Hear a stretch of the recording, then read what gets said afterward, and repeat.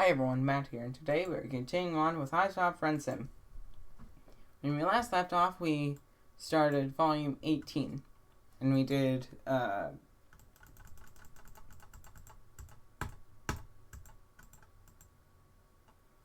and Baisley's route. And now we are going Lanqui's route. What's next on the docket? Oh, you're really feeling like going completely off the rails. It's a good thing that the first person to paint you on your palm husk is Lyra. That nutty bitch is exactly the sort of stabilizing influence your life needs right now. Hello, my friend. Because that's what we are now. Friends.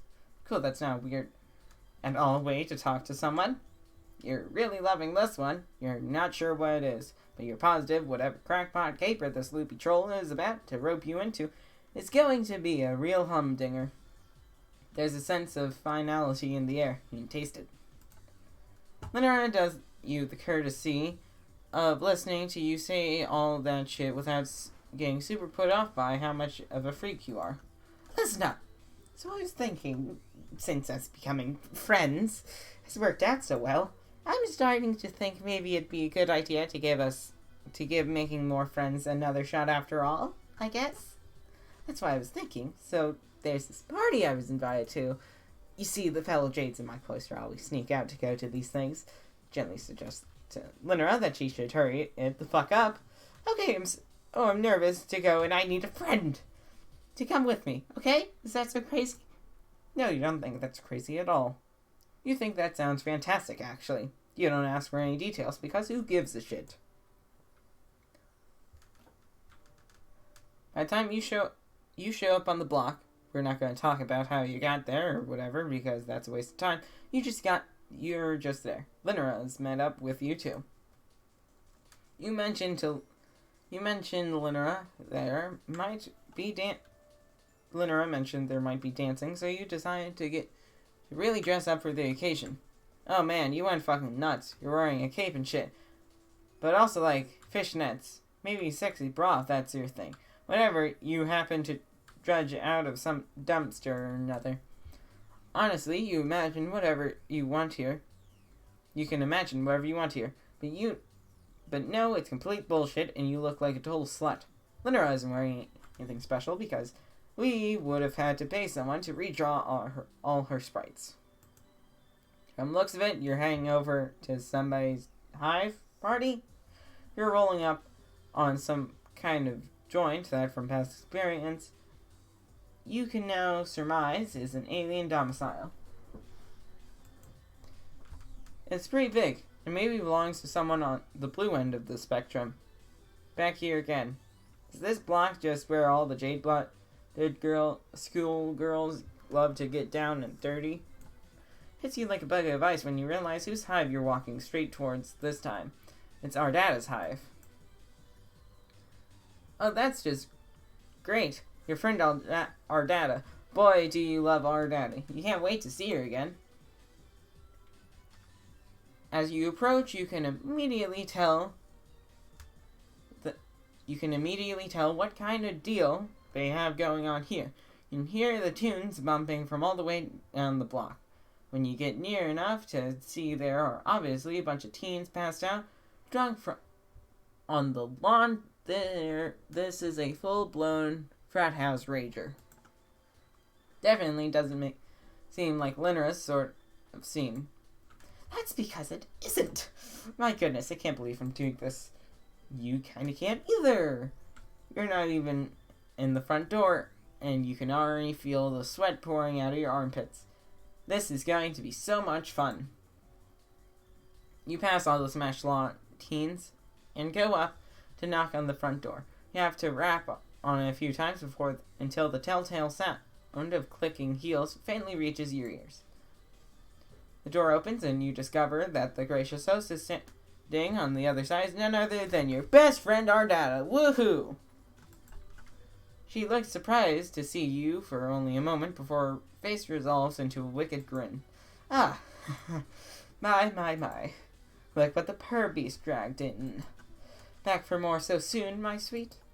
You're not actually sure how much time has passed since you last ran into our data, but it doesn't feel like it can be described in any metric by soon. You've been physically savaged so many times since then, you're not sure what you're blocking out, though. You tell Ardea you're really, really, really, really glad to see her, because you totally are. You tell her you weren't expecting her to be hosting a party, though.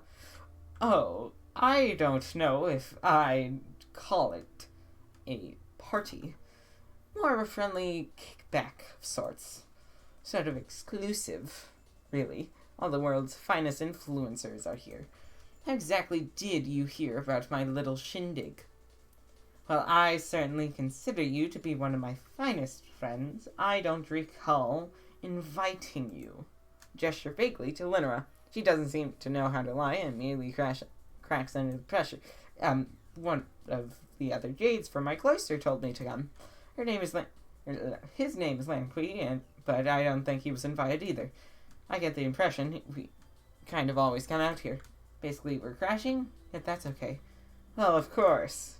What's an informal soir without a few entirely uninvited interlopers? Linora doesn't seem to know if she's being sarcastic or not, and you're not sure if she's either, to be honest. If she is either. You're like, are you fucking with us? And she's like, ho ho ho, mwahaha, whatever, or whatever. Of course not. I just have but one question for you, my dears. Ardea beckons you near. You obey her slavishly, and then she leans in close to you and intones. Do you hereby certify on your penalty of law that you are of age to view adult content within your state legal residence, have acknowledged the contents of this volume, the company content description, and are comfortable with the prospect of engaging with challenging or otherwise controversial fictional material?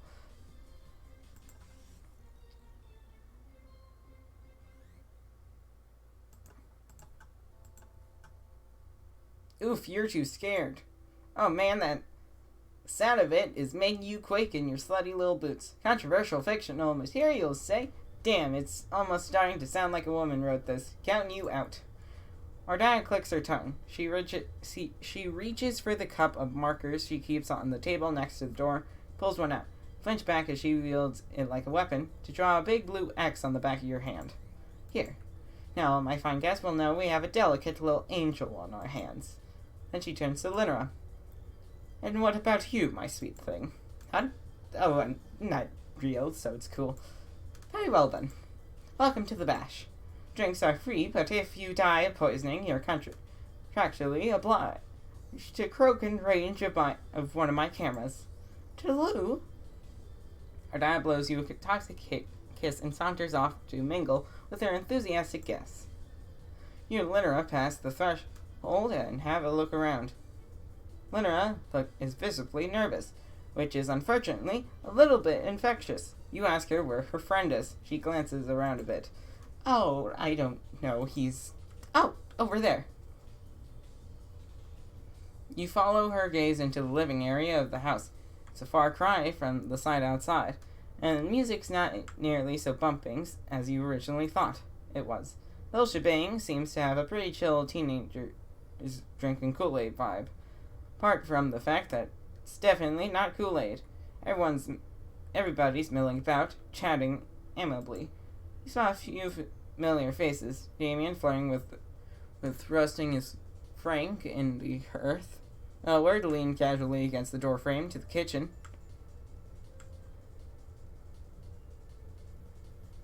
And talking to a cute girl. Skylar recounting some enrapturing rodeo caper to a group of gathered trolls. It's a real diverse roster of friendly folks. Neiman, Elward, Skylar. Spot, who Linora is pointing out at the center of the parlor's arrangement of couches and armchairs, sat among a group of friends on the floor, the only other Jade blood in the room. He's even more impeccably dressed and done up than the rest of the markedly fashioned for were Jades. you've met. When he catches sight of Linera, his face lights up, and he rises to make his way over and greet you. Oh, not the right voice. Oh, Linera, you've made it after all. I was starting to think you weren't going to come. Well, surprise! I didn't... Not come, I mean. I did come. I'm here. Well, you cringe, but Lanqui seems otherwise unaffected by Linera's astonishingly embarrassed display. He turns to you with a warm smile. And who's this? You can't help but get a little flustered when your eyes meet. His makeup and stylings might lean to the severe and feminine, but he has a contrastedly calming and masculine voice that puts you at ease straight away. He seems to have quite the opposite effect on Linera. Before you can answer yourself, she starts blabbering a mile a minute. Oh, this is my friend. I invited them. They're an alien, and I guess I almost murdered them because I was jealous of their friendship with Bronyello. But I didn't, and we're friends now, and I'm starting to work past my self-destructive obsession with her, and they agree to come with me because I'm socially anxious and afraid of you. Well, that's awfully nice of them. Hold on, sorry. I know that was a lot at once. Let me organize that statement into a clear, digestible list of bullet points. You've absolutely no need to do that, Linera. I've understood your points just fine. Okay. Lanqui looks back at you. Thank you for helping Linera feel more comfortable here. Why don't you come and sit with us? Lanqui turns and gestures to the other trolls he was speaking with before, a teal-blooded boy and an indigo-blooded girl, neither of whom you recognize. They both have notebooks in their laps. They give you friendly waves. Okay, sounds great. What are we doing? We were just in the middle of a poetry reading. I don't know if you've prepared anything of your own to share, but you might find it relaxing just to listen. But poetry? Linera's face has gone bright green. Oh boy. Why would you think I've written any poetry? I don't really. It was merely a suggestion. Have you? Well, maybe. Wait, no. Put a comforting hand on Linera's shoulders. On shoulder left. Intuiting immediately that she has indeed written plenty of poetry, but is embarrassed by the prospect of sharing any of it. Remind her she's among trusted friends here, and has nothing to fear. Oh, I guess you're right. Well then, please come and join with us. Lanqui leads you back to his group, inviting you to sit down with them in a circle. Linera goes to deliberate length to insert you between herself and Lanqui so that you're the one sitting next to him. Why don't we pick back up where we left off? I was just about to read my latest piece. Say that sounds great. Lanqui's two friends close their eyes and take each other's hands. You and Linera are both playing surprise when Lanqui and the indigo blood sitting next to Linera try to take yours to close a circle. Your obviously shocked expression, Lanqui explains. We find physical contact helps us feel closer on a spiritual level during our poetry sessions. But if you aren't comfortable with it, you are under no obligation. You feel really respected right now. So you and Linera both assent to join the circle. She even takes the initiative to hold your hand first. And Kui reaches out and takes your fingers gently in his. You don't know what it is, but you can't help yourself from blushing shyly. His hand is soft and warm in yours. Short red nails, immaculately manicured. Then, let me begin. This is a short poem I've written in free verse, based on something haunting me as of late, reflecting back on one of my most complicated and passionate past relationships. Forgive me, this might be a bit raw. It is as of yet untitled. Lanqui draws a deep breath and closes his eyes. His notebook is open in his lap. You can see the poem written there in an elegant hand, but he doesn't need to look at it to recite the words. What is the meaning of a memory? I oft ponder. Intangible and untraceable by anything but the mind, yet so potent as to leave one sick, as if poisoned or wounded in a literal sense. And what meaning is there in regret and longing? Can we or can my limitations change the past? Will they move the future? Shall they amount to much more than what unmoors my here and now? If I restrict my world to that but which is before my eyes, to those whom I may touch, to that which I might alter, one would no doubt conclude that thoughts of you are last among what I would consider to matter. And still you haunt me yet, like a scar, like a disease uneager to abate. Who are you, and who am I, after so long without you? I know, I don't know, I won't know. What do I know but what I know, and what can it even mean to know? No, no, no, no. Ah, though it so vexes me, though so little I valued it when it was before me, a thing and a you I could touch and see and know and hate and wonder, revile, worship. Now it and you are a traceless ghost, and I preoccupy myself with nothing but futile tasks of redefinition and reinterpretation, of courteous dwellings on that which I understand even less now. Then, in the times when my wonderings might have been so easily answered with a question, or a bite, or a kiss, or even a single word spoken honestly. Pressed though I am to give color to our bond, I look not to onyx nor ash, but that which pulses within our very veins. So that blinding jade, hard as the stone for which is so named, twisted and pulled, hammered and forged, shaped unnaturally, as if a chain, a stricture within sculptures, a certain so meaningful tincture. Resent you though I must, envy you though I may. Now leagues and leagues stretch between us, and I make peace without naught but what I say. You are only that which is within me, my blood and my mind, and that is at once nothing, and the most elementary definition of everything. You realize you are holding your breath when Lanqui finally finishes. The circle falls into meaningful silence. Taut as a wire, the tension breaks when his eyes flutter open, tears spilling over his long lashes. You squeeze Lanqui's hand gently. He weeps silently and beautifully. Such powerful art. He musters a wan smile as he gazes across the circle at Linera. Linera, would you like to read next? Linera looks stunned. There is moisture gathering in the corners of her eyes. Of course, anyone would be moved by something so emotional and raw. I guess I have a poem I could read. Linera takes out her planner and opens it, breaking the circle of held hands. She can't recite it from memory like Lanqui. When she speaks, her voice is small and timid. This one's called Still.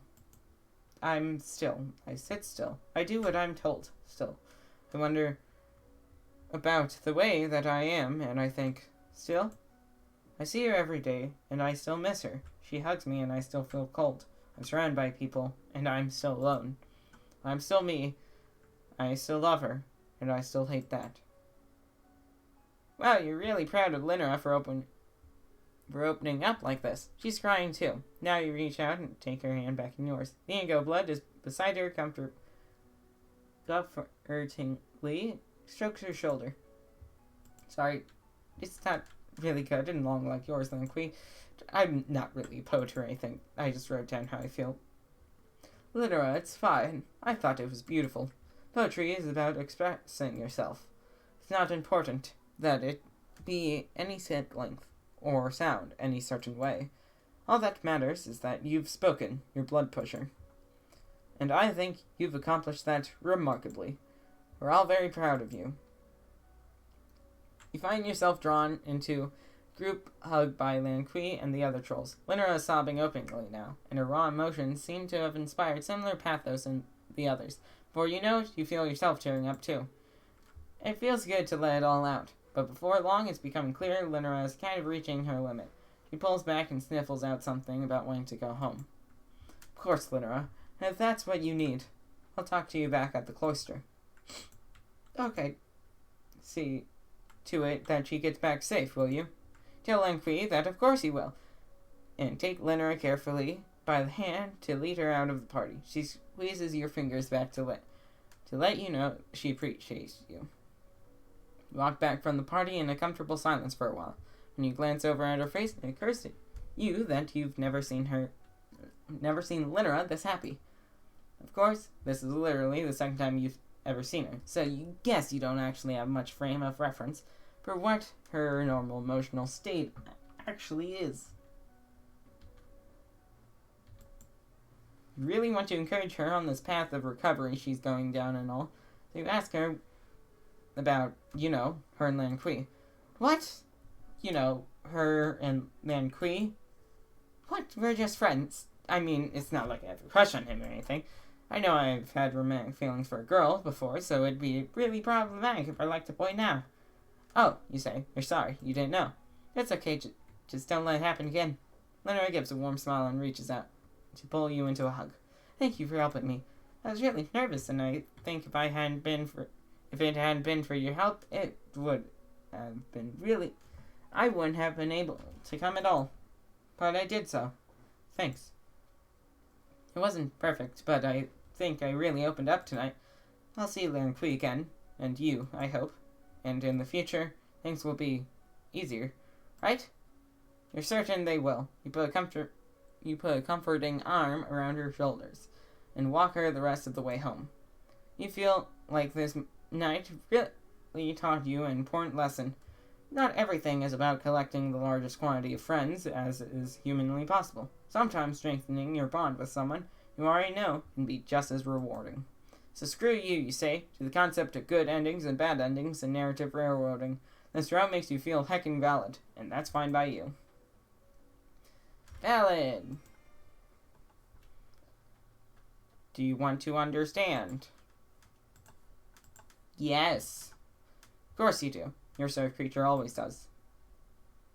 You're worn out. Last night was...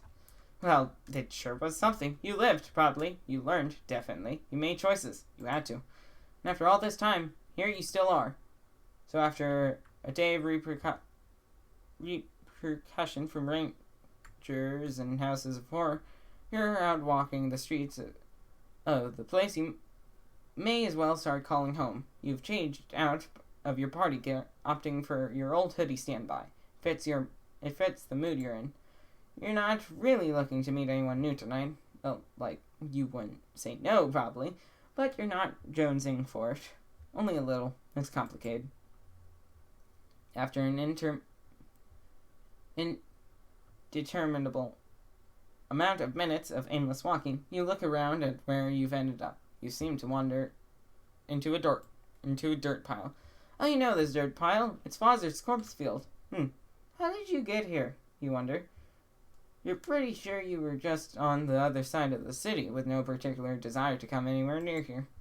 It's probably fine. Just your deep, innate honing skills taking over your goddamn body. Just little friendship things.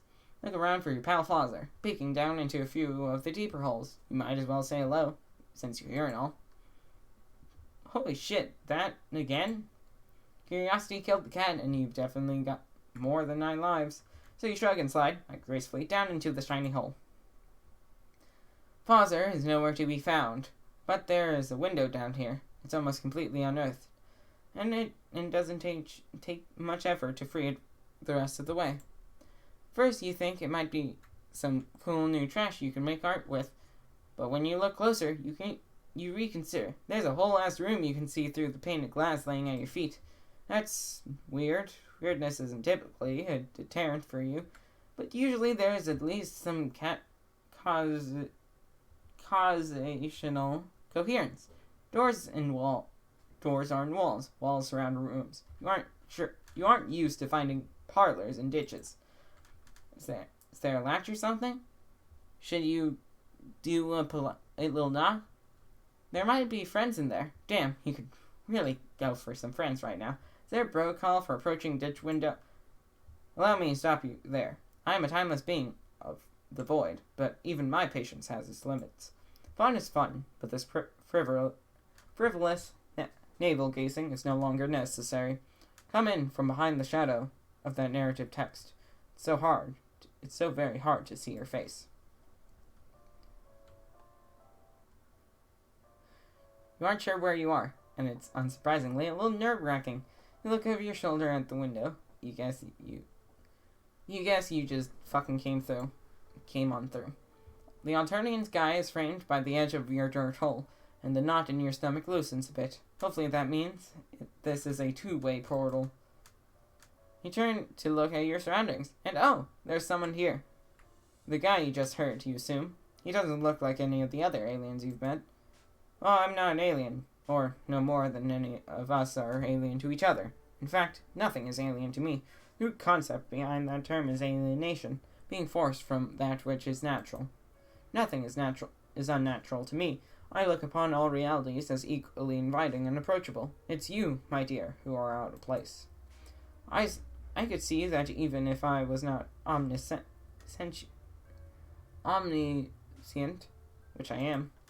Okay, so not an alien, with no horns or a cast sign. No, he's definitely not a troll. Whoever he is, he seems to be white, just really white and round. And his outfit is, admittedly, kinda dope. Looking at him really amps up your friend thirst. He's just got this quality about him that you've got to get with. You take a step toward him, almost without thinking about it. Oh, my apologies.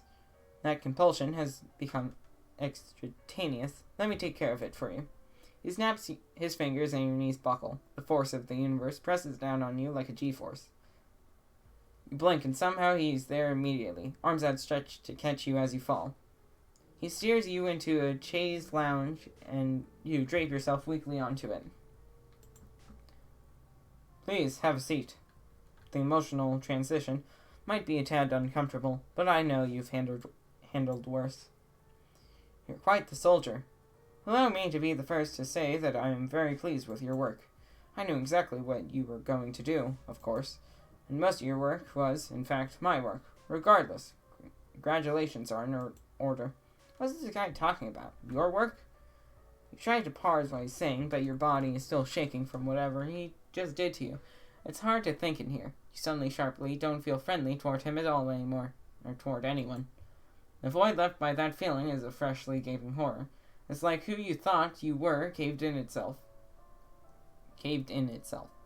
Black hole of personality eating up your body from the inside. You try to pull your shit together. He seems like he means business. This is no time to lose it. No matter if your sense of self is shattering.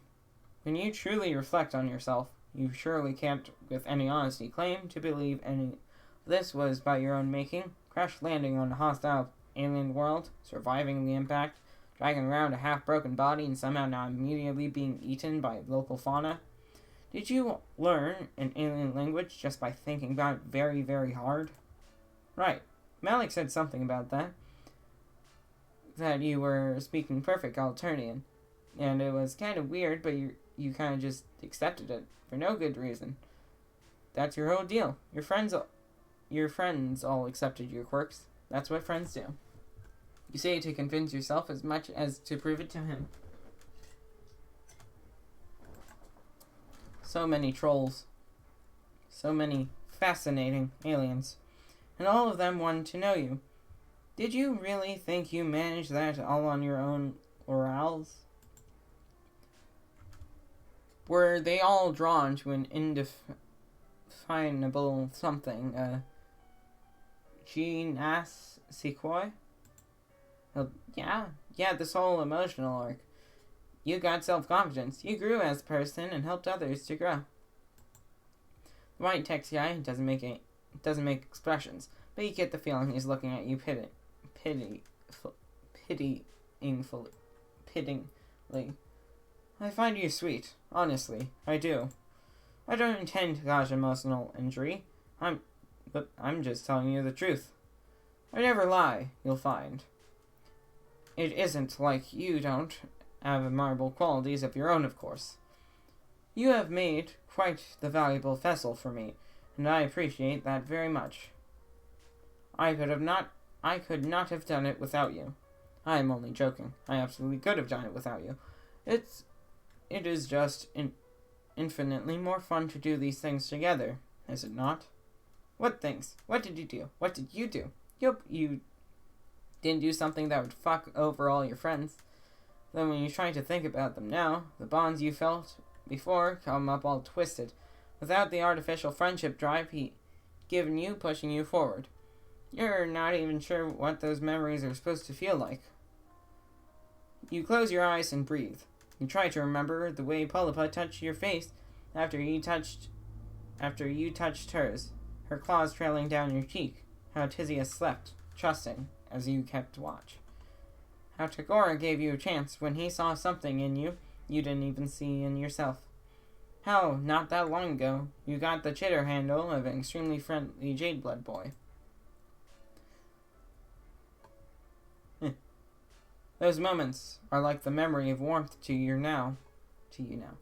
Blurry, cold, and out of reach. Was all of that for nothing? Your heart is a chasm. Don't worry so much about it. I simply need some dots connected, some pieces in place for my next move. Choose whichever metaphor suits you, whichever way you frame it. Because of you, everyone will soon be in their right place. Shit, what have you done? Your head starts to spin, and you think you might cry. So you pull your hoodie up over your head to block out the harsh green of the room. Try to imagine it still smells a little like Malik. It doesn't. It doesn't smell like anything. But you remember what it smelled like at first, and you hold on to that. It was real, you tell yourself. Your friends were real, and what you felt for them, and with them, was real too. You're so afraid for them, and as guilty as you feel for craving it, the fear just makes you need those feelings you felt before even more. You claw desperately for the euphoria of caring, of being cared for. Who cares if your hand was forced? You felt it, and it still matters. You remember how you felt watching Chixie perform, bathed in light and righteous anger, and also how you drunkenly commiserated with her later, when, no, that's not right, that didn't happen, except you still remember how hungover you were the next day. Just when you start making sense of things, the whole fucking world shifts under your feet again. You just can't keep up with all this moving real estate in your brain. Ah yes, all of the resets. Annoying, but necessary. You are just indescribably bad at keeping yourself alive and in one piece. And you weren't quite as adept at befriending aliens to start out with. My intervention was necessary to keep you on the right path.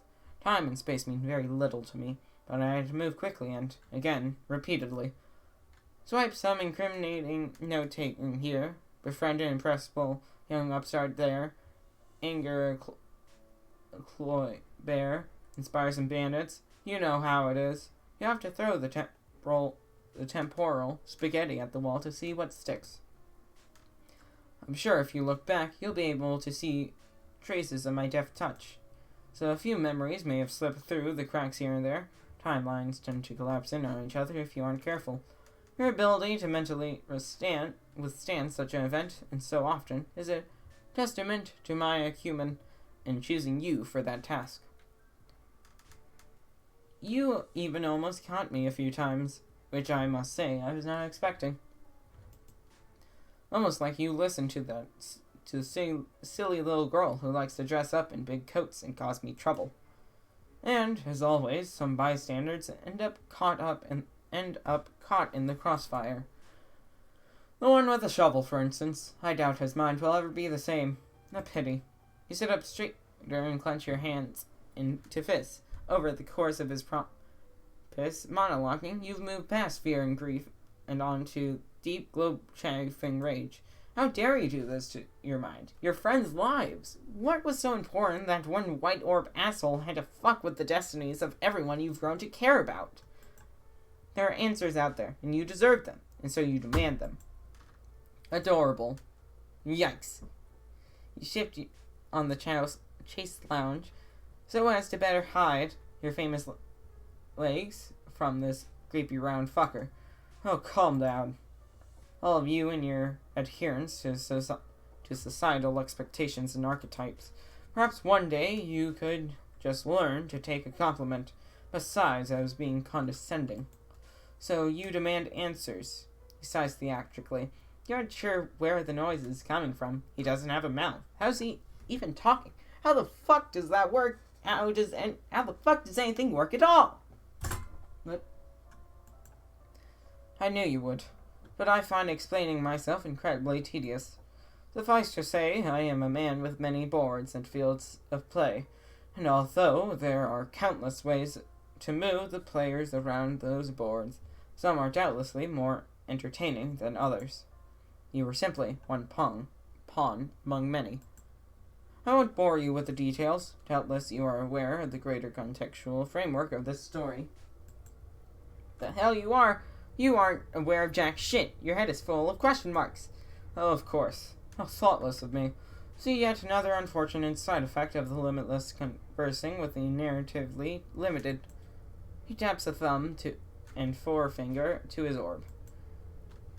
Perhaps it would suit you better to understand gradually. And when I say gradually, please understand that I mean it. You won't be leaving. But yes, I do believe this will clarify some things for you. This way, please. He opens the door and gestures inside. There's light coming from in there, but it still gives off the vibe of a dark closet door in an unfamiliar bedroom at 3 a.m. You're afraid, yeah, but you want to understand even more. You stand up and take a step, conscious of the movement of the muscles in your leg. With the rosy sheen of your friendship hypnosis, or whatever the fuck he did to you gone, the sensation of moving your own body feels heightened, important, yours. There's probably a version of you that would try to turn him down, or that would fight or run or take a nap on this surprisingly comfortable piece of antique furniture. You even consider rushing back to say goodbye to somebody, anybody, at least. But you know there isn't time to click through all that bullshit. Those tributaries flicker in your mental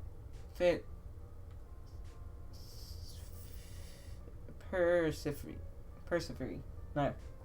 So tangible, you can almost see yourself choosing one. But you pull your focus back to your present and look him right in the orb. You just have to trust they'll remember you, because the you you've become after this journey, after all this friendship and growth and death and time, that you needs to understand. You owe it to your friends, but even more, you owe it to yourself. You found your river, and you're going to see where it leads. So you follow him. Sit here, please. In the interest of expectancy, I will leave you to your own devices while I go deal with an unexpected but entirely unwanted guest. It shouldn't be too hard to parse out the truth on your own. All you need to do is read a brief webcomic. That's funny. It opens the Homestuck thing. The Homestuck page. What about now? Game over. Alright, you bet, Chief. Tell her to let you in. Ha ha ha. Hee hee ho. That's good to hear. Why don't you come right in then, my dear? I don't want to see you making any little posts online about how my fire was too fucking problematic for you, though. Ardana steps back and welcomes you again into her abode with a grandiose gesture. You're very, very excited for Ardana's party, and know definitely that you will enjoy absolutely every second of what she has in store for you. Once you've stepped in past the threshold, Ardana blows you a toxic kiss and saunters off to mingle with her enthusiastic guests. There's more people here. There's Damon. There's Skyla. The first thing that hits you once you're in the door is the music. It's a solid wall of bass that reverberates through your body down to your bones. The intense dance track is blasting so loud you can hardly hear yourself think. It has to be this loud to drown out all the shouting coming from the living room. As you apprehensively advance, it becomes quickly clear that Linra is completely out of her element here. She's a bundle of nerves beside you, practically glued to your hip. When you actually step into the living room, she physically attaches herself to your arm.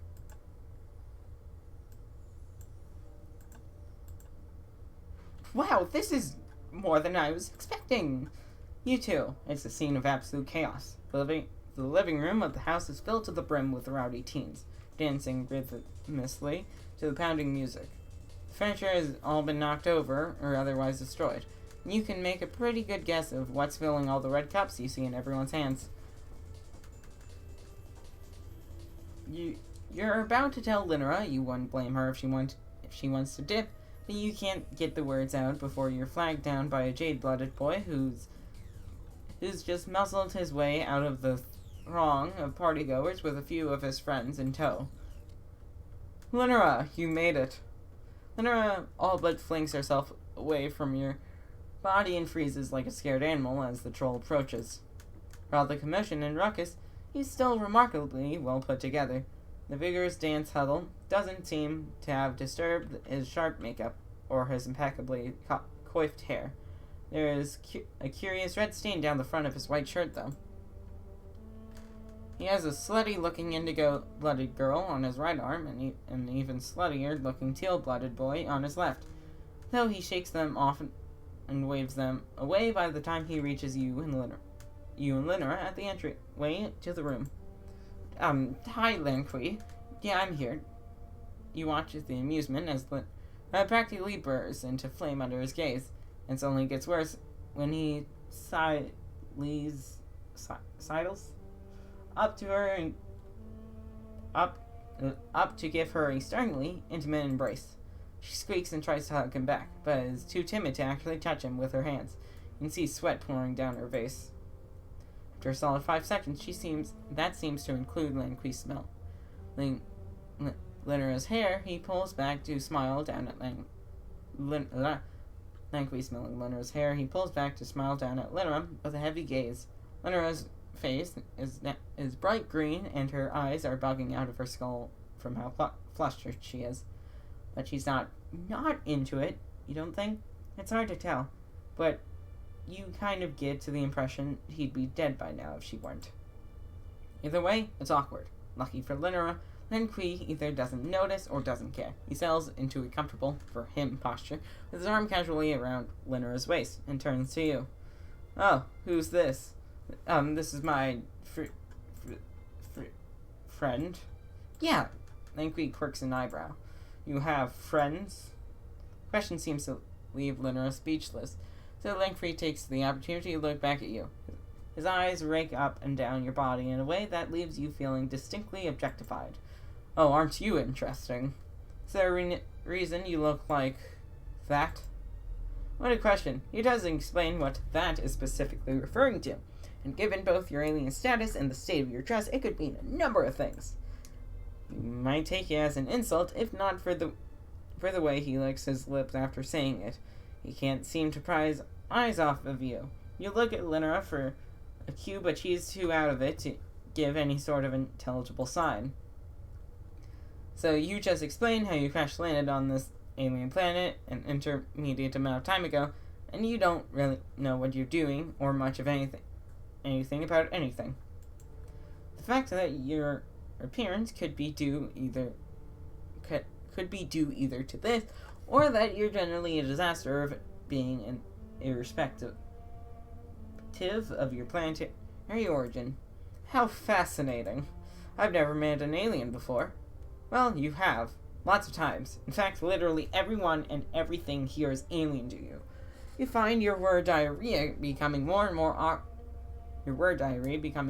awkward and embarrassing as Lanqui's eyes start burning a hole in the center of your chest.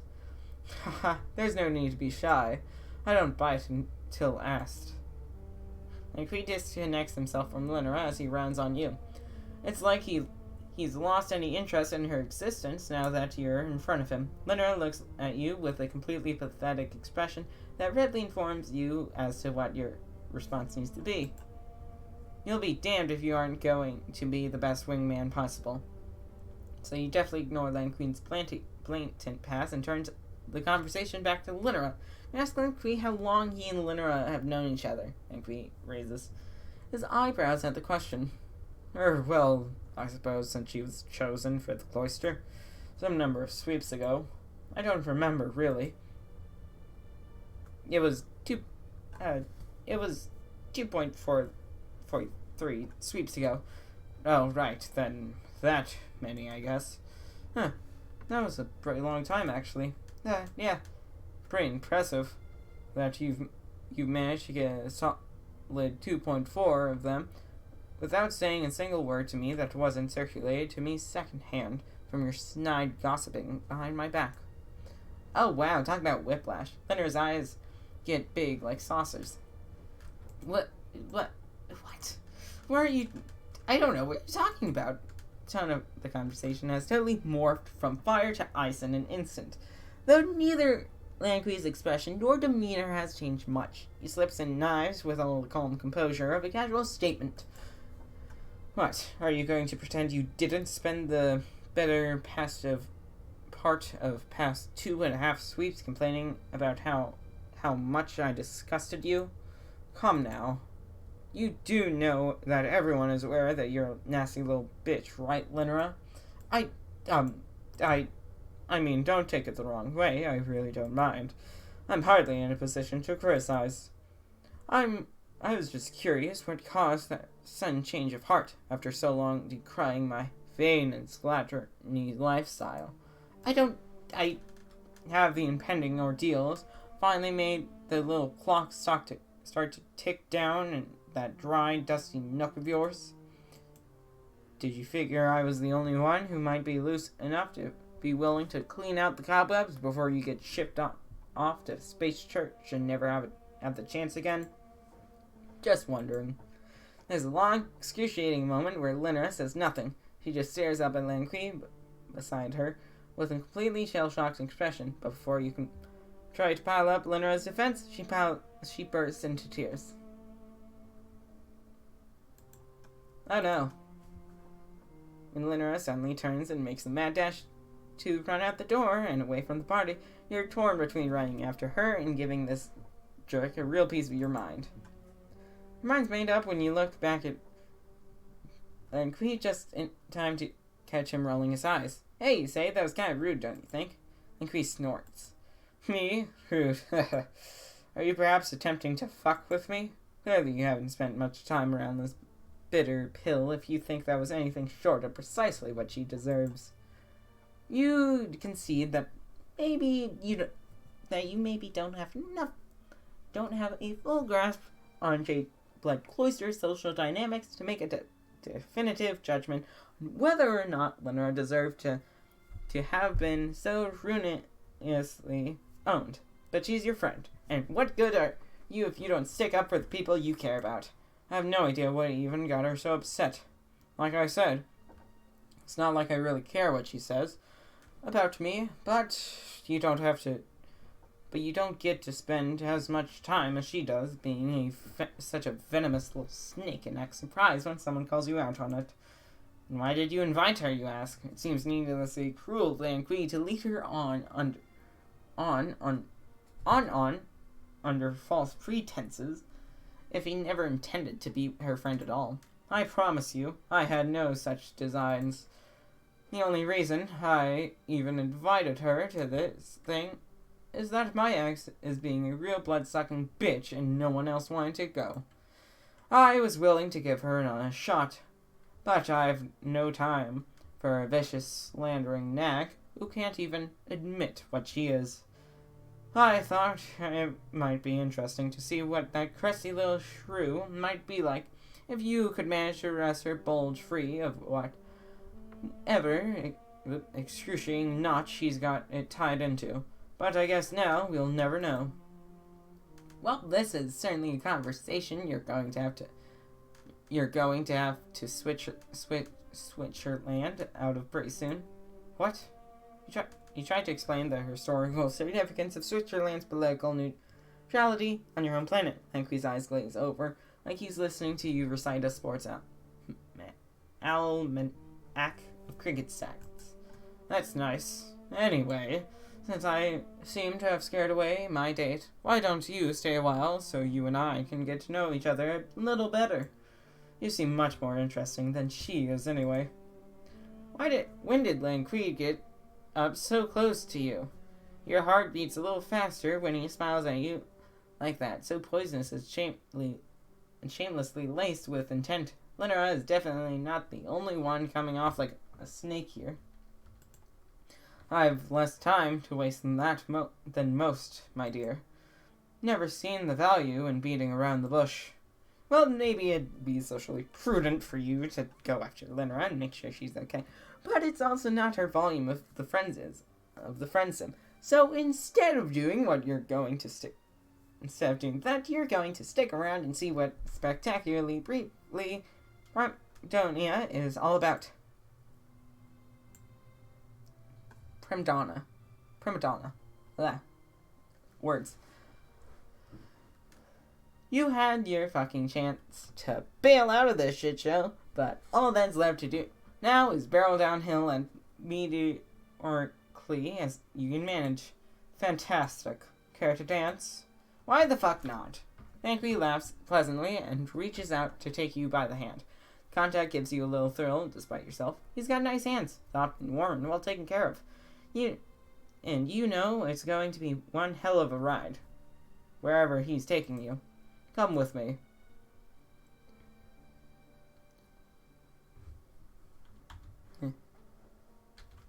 You do. He doesn't lead you straight to the dance floor, though. He takes you around the throng of dancing partygoers over to the kitchen of the house first. You're expecting to find a familiar face waiting for you there. Heh, fancy meeting you here. You don't find it that surprising, honestly. You two know each other? You could say that. That's just great. Do you give discounts to friends? I sure fucking don't. You know the price, pretty boy. Pay up. You're a little confused. What is being purchased here exactly? Howard gives you a funny look. You drone? What? Hush. You do as you're told and watch Lanqui and Elward carry out their shady transaction. Lanqui hands over the credits and receives an opaque little bag of something in return. Oh well, I guess you don't really need to see what the point in the thing to figure out what it is at this point. As soon as the deal is done, Lanqui has his hand at the small of your back and is deftly guiding you away from the scene of the crime. Is buying drugs a crime here? Not really well versed about the laws of Alternia, but it honestly doesn't really seem like anybody would give much of a shit about anyone doing drugs out here. You guess the clandestine transactions are just for the aesthetic. Lanqui's got you back in a shady corner of the party and is pressing one of the tablets he bought into your hand with a sly grin. He expects you to join in. You're like, hold on a minute. Your experiences with clean drugs hasn't really been that great, honestly.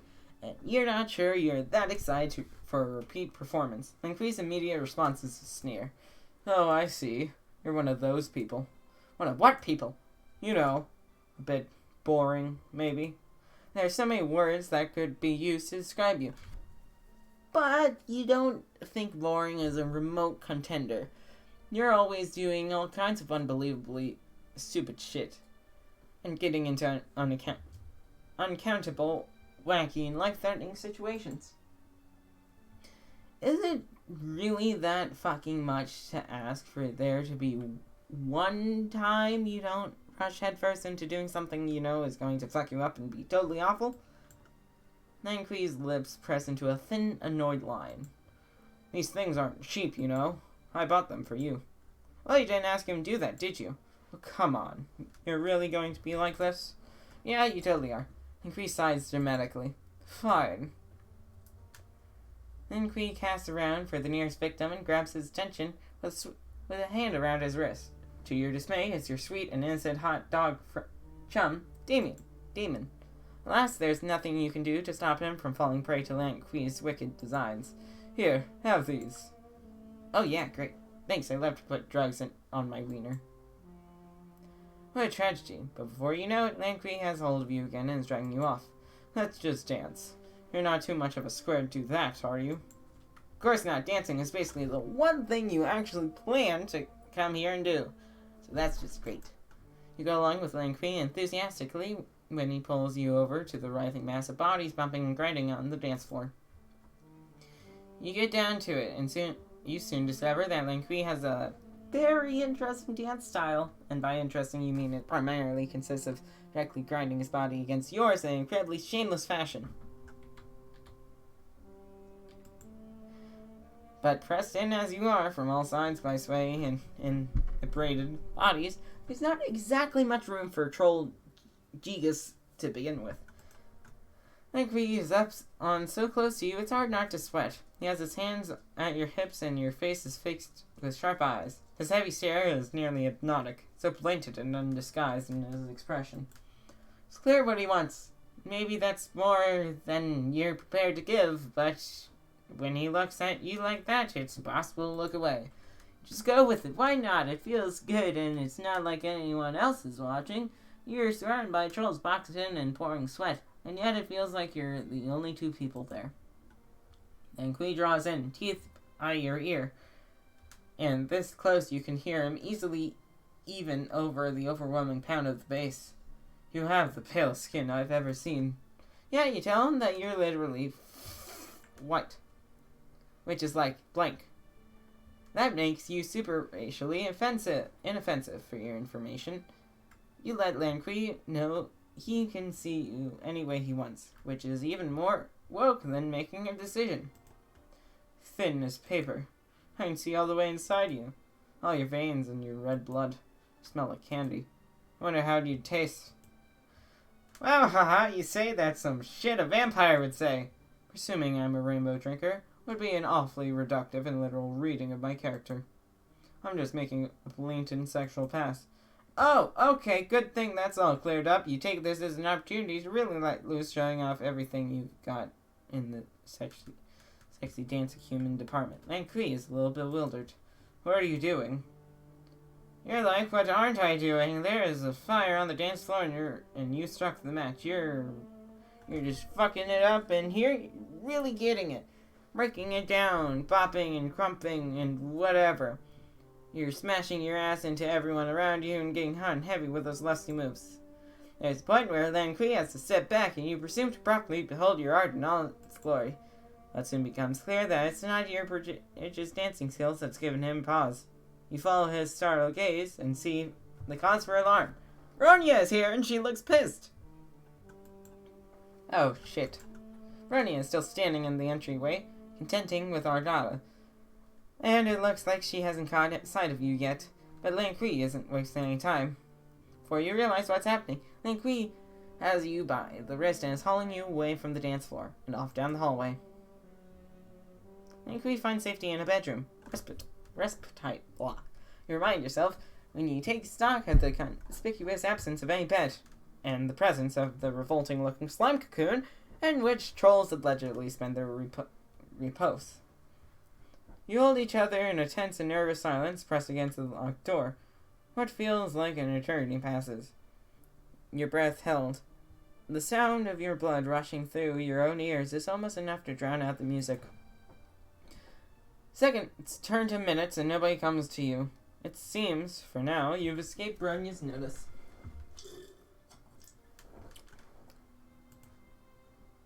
When you turn your head to look back at Lanqui, you find he's been staring at you for some time.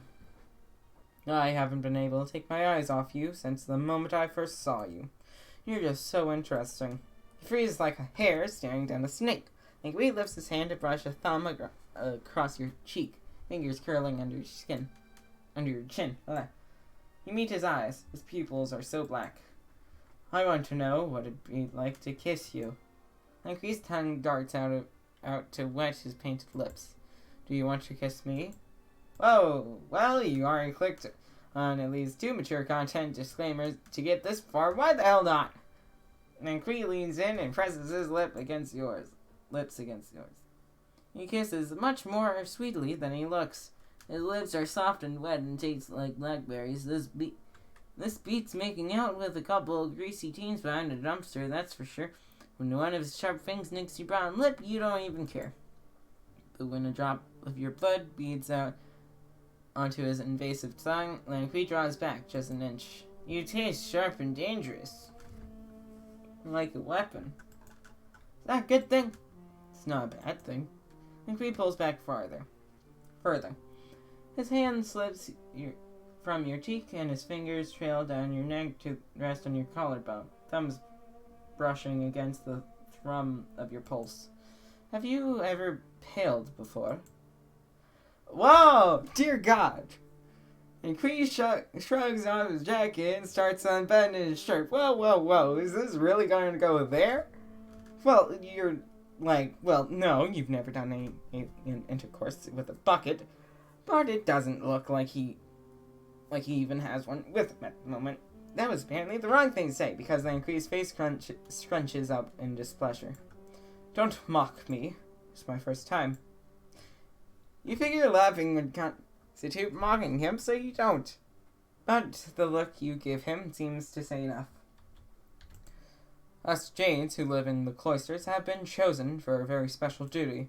We're expected to adopt a chaste and ascetic life in service to the continuation of our species. And when we undergo our ordeals in our sent-off world, there's no such thing as sneaking out of the caverns. If I don't do this now, when? My life is nearly over. Will you help me feel alive? Before you can answer, Bronia's voice starts to rise shrill above the heavy music. And Queen! Lanqui's hands shoot out at lightning speed to draw you close. Before you can so much as gasp, he presses one of his palms over your mouth to keep you quiet. Oh shit. She's close, and from the sound of it, she's getting closer. And Queen! I know you're here. You need to come out and come home right now. And Queen leans in close to your ear. Shh. What will you do? Keep quiet. You want to see where this goes? Definitely not, but sure. Keep your mouth shut and wait for Bronya to pass. She only shouts for a little while longer before the sound of her voice fades away. There are too many blocks in this hive for her to be trying to break down the door to every one. And she didn't look too closely at this one. You've lost her. It becomes clear Bronya is gone for good. Then Kree lets his hand fall away from your lips. You feel him smile against your ear. Where were we?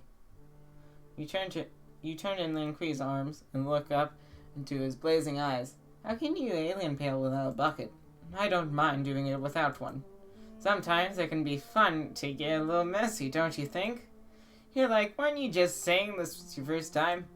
Lin Kree answers you with another kiss. This time he means business. And you go all the way with this super slutty alien, and then you slump out on the ground completely wasted. Maybe this went kind of off the rails. But you have to admit, it would have been a real shame if you got through the entire extraterrestrial adventure and never got to smash even a single alien. What would be the fucking point, honestly? This guy really did a whole number on you. You're lying spread-eagled on the floor as Lan Kui is putting his clothes back on. Man, this is probably your most accomplished friendship to date.